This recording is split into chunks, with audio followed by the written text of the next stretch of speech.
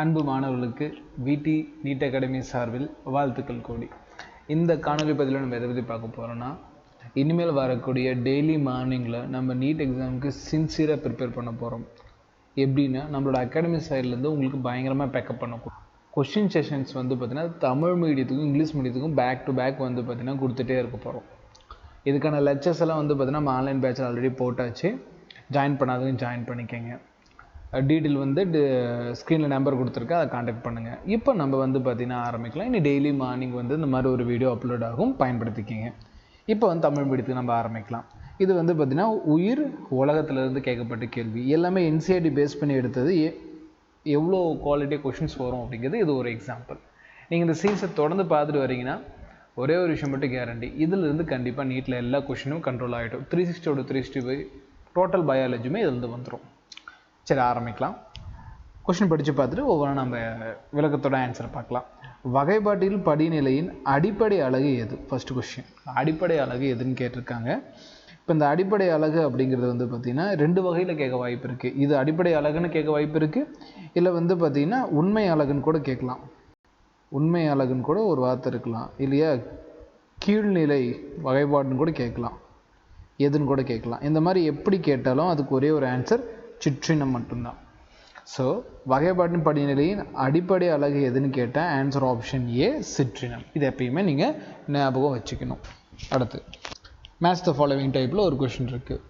இதில் என்ன கேட்டிருக்காங்க அப்படின்னு நம்ம பார்த்துடலாம். பின்வருவற்றை பொருத்தி சரியான விருப்பத்தை தேர்வு செய்யவும்னு ஒரு கொஷின் வந்துருக்கு. இதில் இந்த மேட்ச் த ஃபாலோவிங்கில் ஒன்றுனா நம்ம மேட்ச் பண்ணி பார்க்கலாம் எப்படி ஆன்சர் வருது அப்படின்ட்டு. சரி, இதில் பார்த்திங்கன்னா நம்ம என்ன வந்திருக்கு, ஃபஸ்ட்டு குடும்பம் வந்திருக்கு. குடும்பம் என்னது, நமக்கு என்சிஆர்டி படி சொலானேசிங்கிறது ஒரு குடும்பமாக இருக்கும்.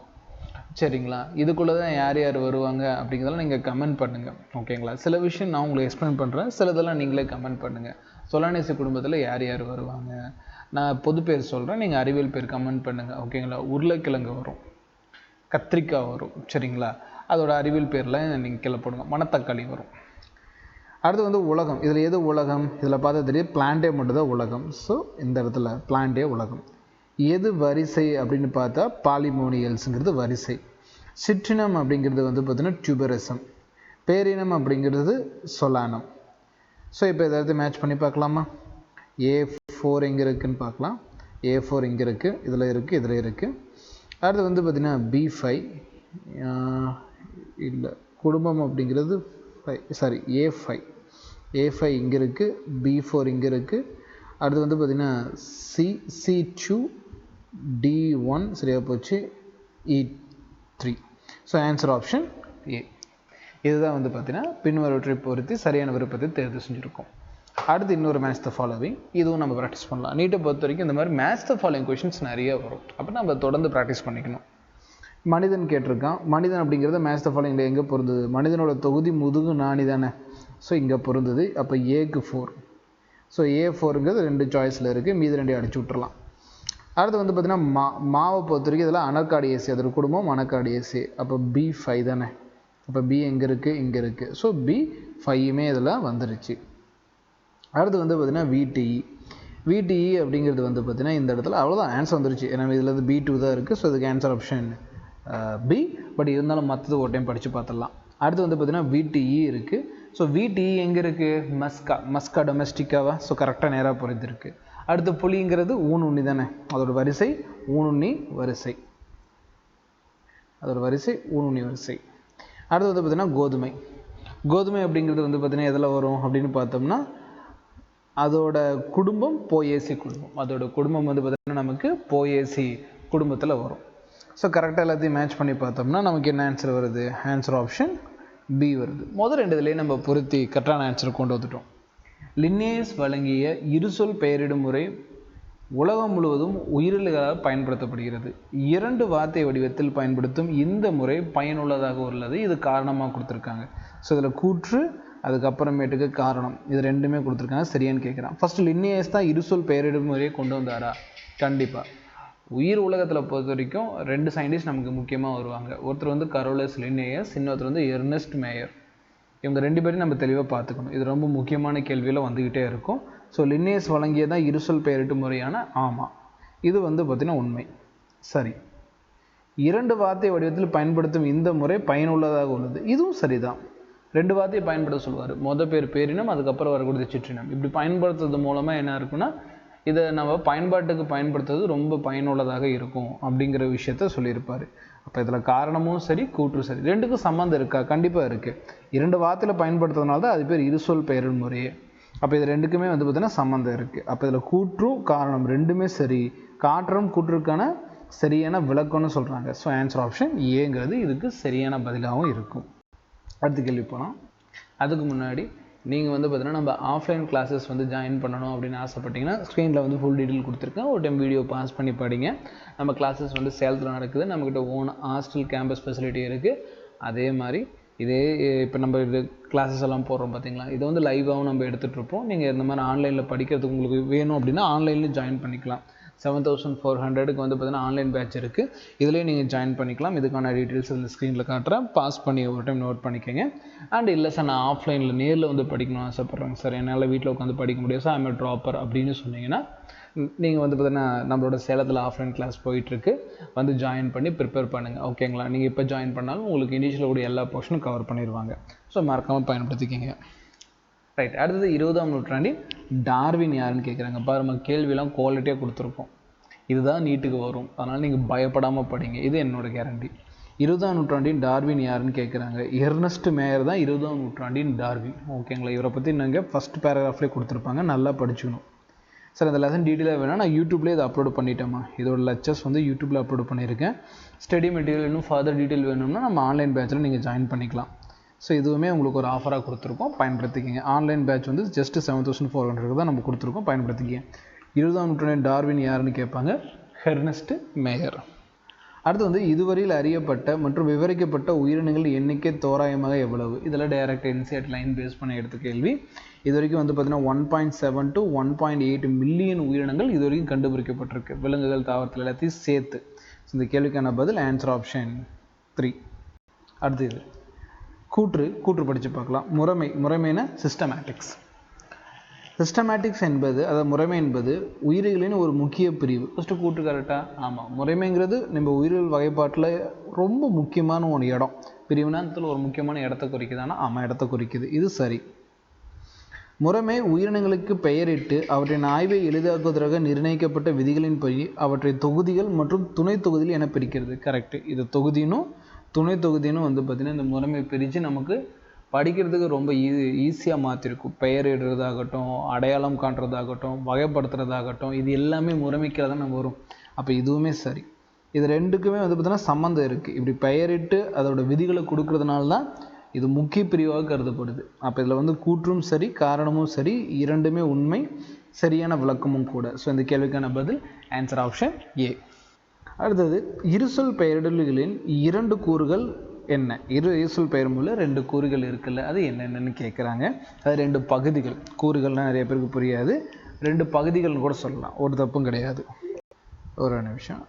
இருசொல் பெயர்களின் இரண்டு கூறுகள் என்னென்ன அப்படிங்கிறது இதுக்கான கேள்வியாக இருக்குது. பார்க்கலாம். அது வேறு கலர் கூட எடுத்து அரல்ஸ் இதில் ஹைலைட்டர் இருந்தால் கூட பயன்படுத்தலாம், ஒரு பிரச்சனை இல்லை. இருசொல் பெயர்களில் இரண்டு கூற்றுகள் என்னென்ன, ரெண்டு கூற்றுகள் என்னென்னு நம்ம கேட்குறாங்க. இப்போ பென் எடுத்து கொஞ்சம் பிரைட் கலராக அந்த ஒயிட் கலரே எடுத்துக்கலாம், அது கொஞ்சம் ஈஸியாக இருக்கும் நமக்கு. சரி, ரைட். இருசொல் பெயர்களில் இரண்டு கூறுகள் என்ன அப்படின்னு பார்த்தோன்னா, இந்த கூறுகள்ங்கிற இடத்துக்கு பதிலாக பகுதிகள்னு சொல்லலாம், பிரிவுகள்னு சொல்லலாம். இந்த மாதிரி பார்த்தீங்கன்னா இருசொல் பெயர்களில் என்ன மாதிரி பகுதிகள், பிரிவுகள் வரும் அப்படின்னு கேட்பாங்க. முதல்ல பார்த்தீங்கன்னா பேரினங்கிற ஒரு பெயர் வரும். இரண்டு பெயர்கள்னு கூட கேட்கலாம், இல்லைனா இரண்டு வகைப்பாடு என்னன்னு கூட கேட்கலாம். இந்த மாதிரி எந்த வார்த்தைகள் வேணால் இருக்கலாம். பேரினம். ரெண்டாவது வார்த்தை பார்த்தீங்கன்னா சிற்றினம். அப்போ இருசொல் பெயர்களில் இரண்டு கூறுகள் என்ன சார் அப்படின்னு கேட்டால், ஃபஸ்ட்டு பேரினம், அதுக்கப்புறம் ரெண்டினம், ரெண்டாவது சிற்றினம். ரெண்டுமே சாய்ஸில் இருக்கிறதுனால மூணாவது சாய்ஸு நம்ம ஷேட் பண்ணுற மாதிரி இருக்கும். ஆ மற்றும் ஆ, அதாவது பேரின பெயரும் வரும், சிற்றின பெயரும் வரும். இது ரெண்டும் சேர்த்து தான் இருசொல் பெயர்களில் இரண்டு கூறுகளாக நம்ம வச்சுருப்போம். ஸோ இப்படி தான் பார்த்திங்கன்னா இதுக்கான ஆன்சரை நம்ம கொடுக்குற மாதிரி இருக்கும். நெக்ஸ்ட்டு, மாஞ்சிஃபெரா இண்டிகா லின்னில் லின் என்பது என்னன்னு கேட்குறாங்க. சரியா? இப்போ இருசொல் பெயரிடல் மூலம் நிறைய விதிகள் இருக்குது. அதில் பார்த்திங்கன்னா ஒரு குறிப்பிட்ட விதியில் இருசொல் பெயரில் இறுதியில் பார்த்திங்கன்னா அந்த இருசொல் பெயரை வழங்கிய அறிவியல் அறிஞரோட பெயரை சின்னதாக சுருக்க எழுத்தில் பயன்படுத்தலாம். அப்போ லின்னேயஸ் கொடுத்துருந்தாங்கன்னா அவரோட பேரை லின்னுன்னு குறிப்பிட்டிருப்பாங்க. அப்போ லின்னன் அப்படிங்கிறது அந்த லின்னேயஸை தான் குறிக்குமே தவிர்த்து லத்தீன் மொழியோ கீழ்நிலை உயிரினங்களையோ லாமார்க்கையோ குறிக்காது. லின்னேயஸ் அப்படிங்கிறது லின்னை குறிக்கும் அப்படிங்கிறத நீங்கள் புரிஞ்சுக்கணும். நவீன வகைப்பாட்டின் தேவை என்ன? ஓகே, இப்போ வகைப்பாடுங்கிறது காலகாலமாக பார்த்திங்கன்னா ஒரு படிநிலையாக முன்னேறிட்டே வரும். அப்போ முன்னேறப்போ அதில் இருக்கக்கூடிய தேவைகள் என்னென்ன? சாய்ஸை பொறுத்து ஆன்சர் பண்ணலாம். வெளிப்புற உள் அமைப்பு பற்றிய அறிவு. கண்டிப்பாக இன்றைக்கி இருக்கக்கூடிய நவீன வகைப்பாடு ஒரு உயிரினத்தோட வெளித்தோற்றத்தையும் ஆராய்ச்சி பண்ண பயன்படுத்தப்படுது, உள் தோற்றத்தையும் ஆராய்ச்சி பண்ண பயன்படுத்தப்படுது.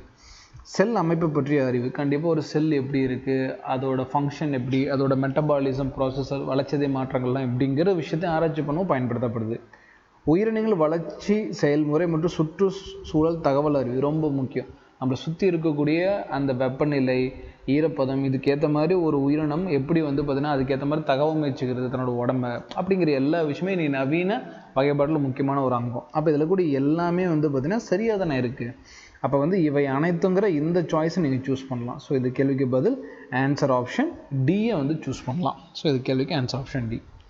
அடுத்த கேள்வி, பின்வரும் எந்த சொல் அனைத்து சொற்களையும் உள்ளடக்கியது? ஒரு சொல் மீது இருக்கிறது எல்லாமே உள்ளடக்கின மாதிரி இருக்கணும், சேர்த்த மாதிரி இருக்கணும். உள்ளடக்கி தான் இதில் சேர்த்ததுன்னு கூட அர்த்தத்தை புரிஞ்சுக்கலாம். என்ன சேர்த்ததுன்னு பார்ப்போம். வகைப்பாடு, பெயரிடல், வகைபிரித்தல், முறைமை. கரெக்டாக பாருங்கள், இந்த முறைமையை பிரிச்சிங்கன்னா இந்த முறைமை தான் என்னது, ஒரு இடத்துல வகைப்படுத்துறதாகட்டும், ஒரு இடத்துல பெயரிடுறதாகட்டும், ஒரு இடத்துல வகை பிரித்தல் ஆகட்டும், இன்னும் ஒன்று இருக்குது, கமெண்ட் பண்ணுங்கள். ஓகேங்களா, வீடியோ பாஸ் பண்ணிட்டு கமெண்ட் பண்ணுங்கள். பட் நான் இந்த இடத்துல உங்களுக்கு ரிவீல் பண்ணுறேன். இன்னொன்று அடையாளம் காணுதல். இந்த மாதிரி பல பிரிவுகளை உள்ளடக்கியது தான் என்னது இந்த முறைமைங்கிறது. அப்போ வகைப்பாடு, வகைப்பிரித்தல், பெயரிடுதல் எல்லாம் சேர்த்த ஒரு வார்த்தை முறைமை. ஸோ இந்த கேள்விக்கு பதில் ஆன்சர் ஆப்ஷன் டி. அடுத்தது, லின்னேயஸ் எந்த பெயரிடல் முறையை உருவாக்கினார்னு கேட்டிருக்காங்க. எல்லோருக்கும் தெரிஞ்சது தானே, இருசொல் பெயரிடும் முறையை அவர் உருவாக்கியிருக்காரு. மொதல் பேர் பேரினம், ரெண்டாவது பேர் சிற்றினம். இதுதானே இருசொல் பெயரிடும் முறை. இதை லின்னேயஸ் உருவாக்கியிருக்காரு. அடுத்து இருசொல் பெயரிடை பற்றி விளக்கம் கேட்டிருக்காங்க. கேள்வி நம்ம சாய்ஸ் படித்து பார்க்கலாம். ஒன்று விலங்கியல் வல்லுநரால் வழங்கப்படுகிறது, மற்றொன்று தாவரியல் வல்லுநரால் வழங்கப்படுகிறது. அப்படி இல்லை, ஒரு தாவரத்துக்கு பேர் கொடுக்குறவங்க தாவர வல்லுநர் தான், விலங்கு பேர் கொடுக்குறவங்க விலங்கியல் வல்லுநர்கள் தான், அதில் இருக்க அறிவியல் ஆராய்ச்சி பண்ணவங்க தான். ஸோ அப்போ ரெண்டு பேரும் சேர்ந்து ஒரு பேர் தர மாட்டாங்க, தனித்தனியாக பேர் வச்சுக்குவாங்களே தவிர்த்து சேர்ந்து வேலை செய்ய மாட்டாங்க. ஆனால் முதல் சாய்ஸில் சேர்ந்து இருக்குது. ஒரு பொதுவான பெயர் ஒரு குறிப்பிட்ட அடைமொழியை கொண்ட அறிவியல் பேர். இது சரி. ஏன் இதில் பொதுவான பெயர்னா பேரினத்துக்கு பேரை தான் அவன் பொதுவான பெயர்னு சொல்லுவான். அடைமொழிங்கிறது சிற்றின பெயரை தான் அவன் அடைமொழின்னு சொல்லுவான். இது பார்த்திங்கன்னா இங்கிலீஷ் கொஸ்டின் தமிழில் ட்ரான்ஸ்ஃபர் பண்ணுறப்போ இந்த வார்த்தை வரும். அதனால் தமிழுடைய ஸ்டூடெண்ட்ஸ் இதுக்கு அடாப்ட் ஆகிக்கணும். ஸோ இதுதான் சரியான பதில். ஸோ இந்த கேள்விக்கு பதில் ஆன்சர் ஆப்ஷன் பி. பட் இதெல்லாம் மற்ற படிக்கலாம். இரண்டு பெயர்கள் ஒன்று லத்தீன் மொழியிலும் மற்றொன்று பிரெஞ்சு மொழியிலும் இருக்கும். இல்லை, இருசொல் பெயரிடும் ஒரு இருசொல் பெயரில் விதிகள் பார்த்தீங்கன்னா லத்தீன் மொழியிலிருந்து மட்டும்தான் எடுக்கணும். ஈவன் கிரேக்கம் கூட கிடையாது, லத்தீன் மொழியிலிருந்து எடுக்கணும்னு சொல்லியிருப்பாங்க. அப்போ பிரெஞ்சு மொழியில் பயன்படுத்தக்கூடாது. அப்போ இந்த சாய்ஸும் தப்பு. இரண்டு பெயர்கள் ஒன்று அறிவியல் பெயராகவும் மற்றொன்று உள்ளூர் பெயராகவும் கிடையாதுமா. இது டோட்டலாக ரெண்டுமே அறிவியல் பெயராக தான் இருக்கணும். அப்படிங்கிறப்ப எது உள்ளூர் பெயர்லாம் வரக்கூடாது. ஸோ இதுவும் தப்பு. ஸோ இதுக்கு கரெக்டான ஆன்சர் ஆப்ஷன் பி. அடுத்தது இது பார்த்தாச்சு, இந்த கேள்வியும் பார்த்தாச்சு, இந்த கேள்வியும் பார்த்தாச்சு, இந்த கேள்வியும் பார்த்தாச்சு. இப்போ இது பார்க்கலாம். சிஸ்டமா நேச்சுரியாங்கிறது என்ன? சிஸ்டமா நேச்சுரியா அப்படிங்கிறது பார்த்தீங்கன்னா கரோலஸ் லின்னேயஸ் எழுதின ஒரு புத்தகம். சிஸ்டமா நேச்சுரியா அப்படிங்கிறது கரோலஸ் லின்னேயஸ் எழுதின ஒரு புத்தகம், அவ்வளோதான். லின்னேயஸால் வழங்கப்பட்டது. சரி, இது ஒரு நிறுவனமோ இல்லை ஒரு வகைப்படுத்தும் முறையோ இல்லை பரிமாண உறவை பற்றிய ஒரு தொகுப்போ கிடையாது. சிஸ்டமா நேச்சுரியாங்கிறது லின்னேயஸால் வழங்கப்பட்ட ஒரு புத்தகம், அவ்வளோதான், வேறு எதுவுமே கிடையாது. அடுத்தது, ஆசிரியர் பெயர் பின்வரும் எந்த வழியில் எழுதப்படவில்லை? ஆசிரியர் பெயர் அப்படிங்கிறது இதில் படித்து பார்த்துட்டு எப்படி எழுதணும்னு கேட்குறாங்க. குறிப்பிட்ட அடைமொழிக்கு பின் சுருக்கமான வடிவத்தில் உயிரியல் பெயரின் இறுதியில் சாய்வு எழுத்துக்களில் எழுதப்படுகிறது. இதில் பார்த்தீங்கன்னா எதில் எழுதப்படவில்லைன்னு கேட்குறாங்க. நல்லா அது கொஷின் பார்த்தீங்கன்னா வாட்ச் பண்ணணும். குறிப்பிட்ட அடைமொழிக்கு பிறகு வருதா பார்த்தீங்கன்னா எஸ், பெஸ்ட்டு பார்த்தீங்கன்னா பேரின பெயர் இருக்கும், அதுக்கப்புறம் சிற்றின பெயர் இருக்கும். சிற்றின பெயருக்கு இன்னொரு பேர் தான் அடைமொழி பெயர்னு நான் சொல்கிறேன். இப்படி தான் தமிழில் மொழிபெயர்க்கப்போ வரும்னு நான் சொல்லியிருக்கேன். ஸோ இந்த மாதிரி தான் பார்த்தீங்கன்னா இந்த கொஷின் வரும். அப்போ பார்த்திங்கன்னா இந்த சிற்றின பெயருக்கு பிறகு வருமா அப்படிங்கிற ஒரு பாயிண்ட் கேட்டிருக்காங்க. பட் பார்க்கலாம். ஆசிரியர் பெயர் பின்வரும் எந்த வழியில் எழுதப்படவில்லை? குறிப்பிட்ட அடைமொழிக்கு பிறகு சுருக்கமான வடிவத்தில், கண்டிப்பாக சுருக்கமான வடிவத்தில் தான் இருக்கணும் ஆசிரியர் பெயர். இது சரிதான். இப்போ இந்த மொழியில் எழுதப்படும். உயிரியல் பெயரின் இறுதியில், அந்த மொத்த உயிரியல் பெயருக்கு கடைசியாக தான் இருக்கும். எஸ், இப்படி தான் எழுதப்படும்.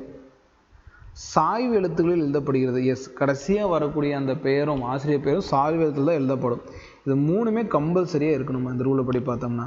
அப்போ குறிப்பிட்ட அடைமொழிக்கு பிறகு அப்படிங்கிறது வந்து பார்த்திங்கன்னா, ஃபார் எக்ஸாம்பிள் நான் வந்து பார்த்தீங்கன்னா பேரின பெயர் இல்லாமல் சிற்றின பெயருக்கு பின்னாடி மட்டும் எழுதணுமா? அப்படி கிடையாது. குறிப்பிட்ட அடைமொழி மட்டும் கிடையாது, பேரினம் அதுக்கப்புறம் சிற்றினம் அதுக்கப்புறம் தான் வந்து பார்த்திங்கன்னா அந்த அறிவியல் அறிஞரோட பெயர். அப்போ ஆசிரியர் பெயர் எந்த வழியில் எழுதப்படலைன்னா குறிப்பிட்ட அடைமொழிக்கு பிறகு வரணுங்கிற அவசியம் கிடையாது. அது எப்படி வரணும் அப்படின்னு கேட்டிங்கன்னா, ஃபஸ்ட்டு பேரின பெயர், அதுக்கப்புறம் சிற்றின பெயர், அதுக்கப்புறம் தான் வந்து பார்த்திங்கன்னா அந்த ஆசிரியரோட பெயர். இந்த மாதிரி மெத்தட் தான் ஃபாலோ பண்ணி அது எழுதப்படணும். அப்படிங்கிறப்ப இந்த கேள்விக்கான பதில் ஆன்சர் ஆப்ஷன் ஏ. இந்த கேள்விக்கான சரியான பதில் ஆன்சர் ஆப்ஷன் ஏ. அப்போ வகைப்பாட்டின் வகைகளின் சரியான வரிசையை அடையாளம் காண்க. கொடுத்துருக்கிறதுல எது சரியான வரிசை அப்படின்னு நம்ம கண்டுபிடிக்கணும். சிற்றினங்களுக்கு அப்புறம் வரிசையாக கண்டிப்பாக கிடையாது. சிற்றினங்களுக்கு அப்புறம் குடும்பமா? இல்லை. பேரினத்துக்கு அப்புறம் சிற்றினம் ஓகே, ஆனால் சிற்றினத்துக்கு அப்புறம் வரிசையா? இல்லை. சிற்றினம் பேரினம் வரிசை தொகுதி ரிவர்ஸில் இருக்குது, அது ஒன்றும் பிரச்சனை கிடையாது. இப்படி கூட நீங்கள் படிச்சுக்கலாம். தொகுதிக்கு அப்புறம் வரிசை, வரிசைக்கு அப்புறம் பேரினம், பேரினுக்கு அப்புறம் சிற்றினம். ஓகேங்களா? அந்த வரிசை எல்லாரோடையுமே வந்து ரீகால் பண்ணி பாருங்கள். ஃபஸ்ட்டு வந்து பார்த்திங்கன்னா சிற்றினம், அதுக்கப்புறம் பேரினம், அதுக்கப்புறமேட்டுக்கு இந்த இடத்துல குடும்பம், அதுக்கப்புறம் வரிசை, அதுக்கப்புறமேட்டுக்கு வகுப்பு, அதுக்கப்புறம் வகுப்பு, அதுக்கப்புறமேட்டுக்கு தொகுதி, விலங்காக இருந்தால் தொகுதி, இதுவே வந்து பார்த்திங்கன்னா தாவரமாக இருந்தால் பிரிவு, இதுக்கப்புறமேட்டுக்கு கடைசியாக வரக்கூடியது தான் உலகம். இதுக்கப்புறம் பேருலகம் இருக்குது, அதெல்லாம் தேவையில்லை. இது வரைக்கும் உலகம். ஸோ அப்போ எப்போ இது ரிவர்ஸில் கொடுத்துருக்காங்க? இந்த தொகுதி இங்கே இருக்கா, தொகுதிக்கு அப்புறம் வரிசை தான் இங்கே இருக்கா, அதுக்கப்புறம் பேரினம் இங்கே இருக்கா, அதுக்கப்புறம் சிற்றினம் இருக்கா, ரிவர்ஸ் ஆர்டரில் கொடுத்துருக்காங்க. இட்ஸ் ஓகே, தப்பு ஒன்றும் கிடையாது. ஸோ இந்த கேள்விக்கான ஆன்சர் ஆப்ஷன் டி. அடுத்த கேள்வி, எந்த உயிரியல் பெயர் தவறாக எழுதப்பட்டுள்ளதுன்னு கேட்டிருக்காங்க. பார்க்கலாம். நான் இது தமிழ் மீடியம் கொஷினாக இருந்தாலும் சாய்ஸ் இங்கிலீஷில் தான் இருக்கும். நல்லா ஞாபகம் வச்சுக்கணும். தமிழ் மீடியம் கொஷினாக இருந்தாலும் சாய்ஸ் இங்கிலீஷில் தான் இருக்கும். ஏபிஸ் இண்டிகா. ஓகே, இதில் முதல் லெட்டர் வந்து பார்த்தீங்கன்னா கேபிட்டல், இதுக்கப்புறம் இது ஸ்மால், இது கரெக்டாக தான் இருக்குது. டிரிட்டிகம் ஏஸ்டிவம், இதுலேயுமே வந்து பார்த்தீங்கன்னா எந்த ஒரு மிஸ்டேக் இல்லை, கரெக்டாக தான் இருக்குது. ஃபீலிஸ் டொமஸ்டிகா, இதுவுமே வந்து பார்த்தீங்கன்னா கரெக்டாக தான் இருக்குது. மேஞ்சிஃபெரா இண்டிகா, இங்கே பாருங்கள், இண்டிகாங்கிறதுல என்ன இருக்குது, முதல் லெட்டர் வந்து கேபிட்டல் லெட்டராக இருக்குது. இருசொல் பெயரிடு விதிகள் படி பார்த்தீங்கன்னா இந்த முதல் லெட்டர் என்னவாக இருக்கணும், ஸ்மால் லெட்டராக இருக்கணும். அப்போ இதில் எது தவறாக எழுதப்பட்டிருக்குன்னு கேட்டாங்கன்னா ஆன்சர் ஆப்ஷன் டி தான் வந்து பார்த்தீங்கன்னா தவறாக எழுதப்பட்டிருக்கக்கூடிய சாய்ஸு. அடுத்தது, வகைப்பாட்டில் இறங்கு வரிசை எவ்வாறு அழைக்கப்படுகிறது? ஒரு படிநிலை இப்போ நம்ம எழுதி போட்டல முன்னாடி ஒரு ஸ்லைடில், இங்கே பாருங்கள், இந்த ஸ்லைடில் ஒரு வரிசையில் எழுதி போடுறல, இதுக்கு என்ன பேருன்னு கேட்குறாங்க. இதுக்கு பேர் தான் படிநிலைன்னு சொல்லக்கூடியது. ஹைரார்க்கின்னு இங்கிலீஷில் சொல்லுவாங்க. ஹைரார்க்கி அப்படிங்கிறது இங்கிலீஷ்க்கான பெயர். பட் இந்த இடத்துல வகைப்பாட்டின் இறங்கு வரிசைக்கு எப்படி பேர்னா தமிழில் படிநிலைன்னு சொல்லுவாங்க. இந்த கேள்விக்கு ஆன்சர் ஆப்ஷன் சி. பின்வருட்டில் எது வகைப்பாடு அல்லன்னு கேட்குறாங்க. இதில் நான் வகைப்பாடுக்கு பயன்படுத்தாத வார்த்தை எதுன்னு கேட்குறாங்க. சிற்றினங்கள் ஒரு வகைப்பாடு, வகுப்பு ஒரு வகைப்பாடு, தொகுதி ஒரு வகைப்பாடு. இப்போ எழுதி போட்டல அந்த வரிசை. ஆனால் நான் எங்கேயுமே கான்வல்வேசியை பற்றி சொல்லியிருக்கவே மாட்டேன். சரிங்களா? இது வந்து பார்த்தீங்கன்னா வகைப்பாடுக்குள்ளே வரக்கூடிய ஒரு பெயர் தான். இது வகைப்பாடுகள்லாம் சொல்ல முடியாது. அப்போ இது வந்து பார்த்தீங்கன்னா ஒரு குறிப்பிட்ட தாவரை தான் பயன்படுத்த முடியும், தவிர்த்து மொத்த வகைப்பாட்டுக்கும் பயன்படுத்த முடியாது. ஸோ இந்த கேள்விக்கான பதில் ஆன்சர் ஆப்ஷன் டி. அடுத்த கேள்வி, பின்வருட்டில் தவறான கூற்றை தேர்ந்தெடுக்கும். இங்கே 4 கொடுத்துருக்காங்களே, இதில் எது தப்புன்னு கேட்குறோம். பெட்டுனியா ஒரு பேரினமான்னு சொல்லி கொடுத்துருக்காங்க. ஓகேவா? பெட்டுனியா பேரினமான்னு கேட்குறாங்க. மொதல் பாயிண்ட்டு, வகைப்பாட்டில் சாவி என்பது பண்புகளின் அடிப்படையில் அடையாளம் காண உதவும் கருவிகள். ரெண்டாவது, இது பழைய சிலபஸாக இருந்தாலும் படிச்சுக்கணும். ICZN என்பது சர்வதேச விலங்கியல் பெயரிடலை குறிக்கிறது. ஹெர்னஸ்ட் மேயர் சிஸ்டமா நேச்சுரா என்ற தலைப்பை வெளியிட்டுள்ளார். 4 சாய்ஸும் படித்தாச்சு. இதில் எது வந்து பார்த்தீங்கன்னா தவறுன்னு நீங்கள் முடிவு பண்ணணும். எது தவறு? நம்ம வீடியோ பாஸ் பண்ணி கமெண்ட் பண்ணி கற்றுக்கங்க. சிஸ்டமா நேச்சுரா, இப்போ தான் நம்ம இது கொஸ்டின் பார்த்துட்டு வந்தோம். சிஸ்டமா நேச்சுரா அப்படிங்கிற புக்கை யார் கொடுத்தாங்க? Carolus Linnaeus. அங்கே என்ன கொடுத்துருக்கேன்? எர்னஸ்ட் மேயர் கொடுத்துருக்காரு. இவர் 20ஆம் நூற்றாண்டின் டார்வின்னு சொல்கிறாங்க. அடுத்தது அலெக்சாண்டர் அகசிஸ் ஆஃப் ஜுவாலஜிஸ்ட் எம்ரிட்டிஸ்னு ஒரு பேர் இருக்குது இவருக்கு. உயிரியலின் தலை சிறந்த 3 மகுட விருதுகளை பெற்றவர்னு இவருக்கு இன்னொரு பேர் இருக்குது. இவர் வந்து பார்த்தீங்கன்னா சிற்றின தொகுப்புகளை யார் எர்னஸ்ட் மேயரை பற்றி சொல்கிறேன். சிற்றின தொகுப்புகளை வெளியிட்டதில் முக்கியமான ஒரு ஆள் எர்னஸ்ட் மேயர். ஹார்வர்ட் பல்கலைக்கழகத்தில் படித்த ஒரு சயின்டிஸ்ட். இதெல்லாம் வந்து எர்னஸ்ட் மேயருக்கு நம்ம தெரிஞ்சுக்கணும். இதே கரோலஸ் லின்னேயஸ் பார்த்தீங்கன்னா இருசொல் பெயரிடும் முறை, நவீன வகைப்பாட்டு முறை, அதுக்கப்புறமேட்டுக்கு இந்த சிஸ்டம் அண்ட் நேச்சுரல்ங்கிற புத்தகம், இது எல்லாமே எழுதுனது வெளியிட்டதெல்லாம் கரோலஸ் லின்னேயஸ். அப்போ சிஸ்டம் அண்ட் நேச்சுரல் புத்தகத்தை யார் வெளியிட்டாங்க அப்படின்னு கேட்டால் கரோலஸ் லின்னேயஸ். எர்னஸ்ட் மேயர் இதெல்லாம் வந்து பார்த்தீங்கன்னா புத்தகத்தை பற்றி பேசிக்க மாட்டாங்க. இந்த மாதிரி பறவைகள் பற்றி படிச்சிருப்பார், பரிமாண தொடர் பற்றி படிச்சிருப்பார், உயிரினங்கள் சிற்றினங்களை பற்றி வந்து பார்த்தீங்கன்னா அதிகமாக தொகுப்பு எழுதி வெளியிட்டிருப்பார். இந்த மாதிரி பாயிண்ட் வந்தது தான் எர்னஸ்ட் மேயர். ஸோ இதுதான் தவறு. ஸோ இந்த கேள்விக்கான பதில் ஆன்சர் ஆப்ஷன் டி. அடுத்து வந்து பார்த்தீங்கன்னா ஒரு லென்த்தி கொஷின். இந்த மாதிரிலாம் நீட்டில் வரும், இதுதான் வரும். லென்த்தியான டாபிக் நம்ம நல்லா படித்து வேகமாக படிக்கணும். உயிரினங்கள் இதில் என்ன கொஷின்னா தவறான கூற்றை படிக்கிறப்ப தவறை கண்டுபிடிச்சிடணும். உயிரினங்கள் பெயர்கள் பொதுவாக லத்தீன் மொழியில் உள்ளன மற்றும் சாய்வெழுத்தில் எழுதப்படுகின்றன. கரெக்டு தானே? உயிரியல் பெயர் எழுதுகிறப்போ நம்ம லத்தீன் மொழியை பயன்படுத்தணும், சாய்வெழுத்தில் பயன்படுத்தணும், தப்பு இல்லை. அவற்றின் தோற்றம் எதுவாக இருந்தாலும் லத்தீன் மயமாக்கப்பட்டதும் அல்லது லத்தீன் மொழியிலிருந்து பெற்றவை. கரெக்டு தான், இதில் எந்த ஒரு தப்பு இல்லை. எந்த மொழியிலேருந்து நீங்கள் அந்த ஆராய்ச்சி பண்ணாலும் லத்தீன் மொழியில் தான் பெயர் வைக்கணும். உயிரியல் பெயரில் உள்ள முதல் சொல் பேரினத்தையும் இரண்டாவது சொல் குறிப்பிட்ட அடைமொழியும் குறிக்கும். கரெக்டாக தான், முதல்ல பேரினம், ரெண்டாவது அடைமொழி சிற்றினம். இதில் தவறில்லை. ஒரு உயிரியல் பெயரில் உள்ள இரண்டு சொற்களும் கையால் எழுதும் பொழுது தனித்தனியாக அடிக்கோடுகப்படுகிறது. அவற்றின் உள்ளூர் தோற்றத்தை குறிக்க சாய்வெழுத்தில் அச்சிடப்படுகிறது. இதுவுமே சரி தான். அடிக்கோடுகிறதும் சாய்வெழுத்தும் கரெக்டான ஒரு விஷயம்தான். அடுத்தது, சிற்றினத்தை குறிக்கும் முதல் சொல் பெரிய கேபிட்டல் எழுத்தில் தொடங்கிறது. அதே குறிப்பிட்ட அடைமொழியை ஒரு சிறிய எழுத்தில் தொடங்கிறது. இதுவுமே வந்து பார்த்திங்கன்னா சரி தான். இதில் வந்து பார்த்திங்கன்னா இப்போ நுணுக்கமாக பார்க்கணும். இந்த கேள்வி வந்து பார்த்திங்கன்னா நுணுக்கமாக பார்த்து ஆன்சர் பண்ணணும். ஏதோ ஒன்று தப்பாக இருக்குது பார்க்கலாம். ஒரு சின்ன நுணுக்கமாக ஒரு தவறு இருக்குது. இங்கே உள்ளூர் தோற்றத்தை குறைக்க இந்த இடத்துல ஒரு சின்ன மிஸ்டேக் இருக்குது பாருங்கள். உள்ளூர் பெயரை குறிக்கிறதுக்கு சாய்வெழுத்தால் எழுதப்படுகிறது கிடையாதுண்ணா. எப்பயுமே அறிவியல் பெயர் அப்படிங்கிறது உள்ளூர் தோற்றத்தை குறிப்பிடறதுக்கான பெயர் கிடையாது. எல்லா நாடுகளும் பின்பற்றக்கூடியது. சர்வதேச தோற்றத்தை குறிக்க, இல்லை சர்வதேச அமைப்பை குறிக்க, சர்வதேச தகவலை குறிக்க தான் பயன்படுத்தணும். இந்த உள்ளூருங்கிறது வந்து பார்த்திங்கன்னா இருசொல் பெயரிடும் முறையில் வராது. ஸோ இதுதான் வந்து பார்த்திங்கன்னா தவறு. ஸோ இந்த கேள்விக்கு பதில் ஆன்சர் ஆப்ஷன் சி. அடுத்தது, பின்வரும் வகைப்பாட்டில் படிநிலையின் பகுதி அல்லாதது எது? படிநிலை யாரை சொல்ல மாட்டோம். பேரினம் சிற்றினம் படிநிலை வருமா? வரிசை வகுப்பு வருமா? உலகம் வகுப்பு வரும். பட்டியல் மூலிகை அப்படிங்கிறதெல்லாம் வராது. இது வந்து பார்த்திங்கன்னா இந்த நான் சொன்ன இந்த ஹைரார்கி படிநிலைகளில் அங்கே சிற்றினம் ஆரம்பித்து உலகம் வரைக்கும் நடுவில் ஏதாவது ஒரு இடத்துல வந்துச்சா? எங்கேயுமே வரல. ஸோ இந்த கேள்விக்கு வந்து பார்த்திங்கன்னா பொருந்தாதது ஆன்சர் ஆப்ஷன் டி. அடுத்தது, பின்வற்றில் தவறான கூற்றை கண்டறிங்க. 4 இதுவும் படித்து பார்த்து இதில் தப்பு என்ன இருக்குன்னு பார்க்கலாம். நெருங்கிய தொடர்புடைய சிற்றினங்களின் புறத்தோற்ற பண்புகளில் வேறுபடுகிறது. கண்டிப்பாக ஸ்பீசியஸ்ன்னு சொல்லுவாங்களே, சிற்றினங்களுக்கு புறத்தோற்றம் தான் முக்கியமாக வேறுபடும். இது வந்து பார்த்திங்கன்னா சரி. பேரினம் நெருங்கிய தொடர்புடைய சிற்றினங்கள் குழுவை உருவாக்கியது. கரெக்டாக தானே? பேரினம்லாம் நெருங்கிய சம்பந்தம் இருக்கக்கூடிய சிற்றினங்களை சேர்ந்த ஒரு தொகுப்பு. வகைப்பாட்டில் ஆய்வுகள் விவசாயம், வனவியல் தொழில்களில் பயனுள்ளதாக வருது. ஆமாம், வேறு துறைகளில் கண்டிப்பாக வகைப்பாடுங்கிறது பயன்படுது ஆராய்ச்சிக்கு. இதுவும் சரி.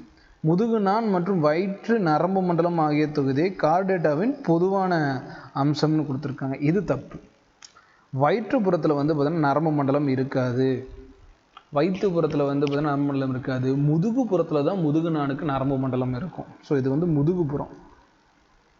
ஸோ இதுதான் இது தப்பு. அவன் என்ன கேட்குறான்னா தவறான கூற்றை தான் கண்டுபிடிச்சி எழுதுங்கிறான். ஸோ இந்த கேள்விக்கான பதில் ஆன்சர் ஆப்ஷன் டி. புலியின் விலங்கியல் பெயர் என்ன? ஓகே, அதாவது சாட்சி எழுதியிருக்கணும், பட் பார்த்துடலாம். மாஞ்சிஃபெரா இண்டிகா. மாஞ்சிஃபெரா இண்டிகாங்கிறது மாங்காய். சொலானம் டியூபரசம் உருளைக்கிழங்கு. இதோட பொது பெயர் உருளைக்கிழங்கு. சொலானம் மெலாஞ்சினா கத்தரிக்காய். பாந்தாரா டைகரஸ் இதுதான் புலி. ஓகேவா? நீங்கள் கமெண்ட் பண்ணுங்கள், பாந்தாரியோ லியோனா என்னென்னு கமெண்ட் பண்ணுங்கள். பாந்தாரா லியோனா என்ன அப்படிங்கிறத கமெண்ட் பண்ணுங்கள். இன்னொன்று, பாந்தாரா பார்டஸ் அப்படின்னா என்ன, இதோட பொதுப்பெயர் என்ன அப்படிங்கிறது மறக்காமல் கமெண்ட் பண்ணுங்கள். பார்க்கலாம் எவ்வளோ பேர் கரெக்டாக பண்ணுறீங்க அப்படின்னு பார்ப்போம். ஸோ ஆன்சர் ஆப்ஷன் இதுக்கு டி ஆப்ஷன். இன்னும் சில கேள்விகள் இருக்குது, முக்கியமான கேள்விகள் முடிச்சிடலாம். அடுத்து வந்து பார்த்திங்கன்னா, எந்த உயிரியல் பெயர் தவறாக எழுதப்பட்டுள்ளது? ரூல்ஸை பாருங்கள், எது தப்பாக இருக்குன்னு கண்டுபிடிங்க. ஏபிஸ் இண்டிகா இப்போ பார்த்துட்டோன்னு நினைக்கிறேன். இதில் மாஞ்சிஃபெரா இண்டிகா அப்படிங்கிறது தவறாக எழுதப்பட்டிருக்கு. ஆல்ரெடி பார்த்த கேள்வி தான். அடுத்து, மனிதனின் விலங்கியல் பெயர் என்ன? நம்ம மனுஷனோட விலங்கியல் பெயர் இப்போ தான் பார்த்தோம். மாஞ்சிஃபெரா இண்டிகாங்கிறது சொலானா பியூரஸ்ங்கிறது உருளைக்கிழங்கு, சொலானா மெலாஞ்சுங்கிறது கத்திரிக்காய்.